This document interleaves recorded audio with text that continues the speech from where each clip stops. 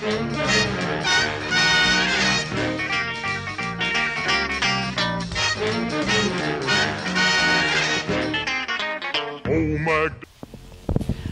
аграрка! Меня зовут Маша, и сегодня стартует первый выпуск передачи под названием «Кадры в кадре».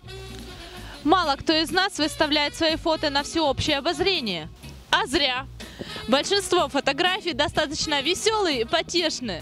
Предлагаю посмотреть на топ-5 лучших этой недели. Поехали! Перед нами Дайнерис Ветфаком рожденная, солнцем неопалимая, сильная, независимая девушка Анастасия Крахмалова. И у этого человека нет времени на макияж, и поэтому она нашла верный способ и отличное решение всех насущных девичьих проблем. Цитирую. «Хорошо, что мой смартфон предлагает воспользоваться технологией ретушь лица. Стало гораздо лучше. Спасибо».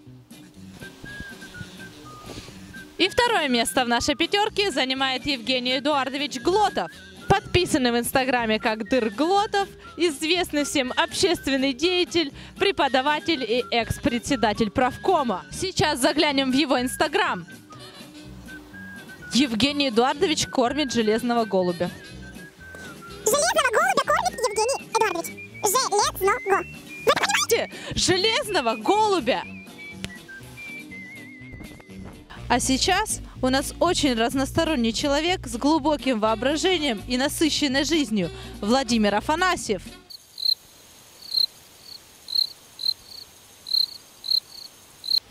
Что мы все о парнях да о парнях, когда на агрофаке учится прекрасная рыженькая кошечка Виктория Марс. Насколько нам известно, этот человек любит путешествовать, фотографироваться, делать селфи и чекиниться. Чекиниться, чекиниться, чекиниться, чекиниться, чекиниться, чекиниться, чекиниться, чекиниться. И пятое место в нашем рейтинге занимает Сулейман Казубаев. Человек, который заканчивает магистратуру АБИП и при этом работает на заправке. Работать на заправке? Ну на!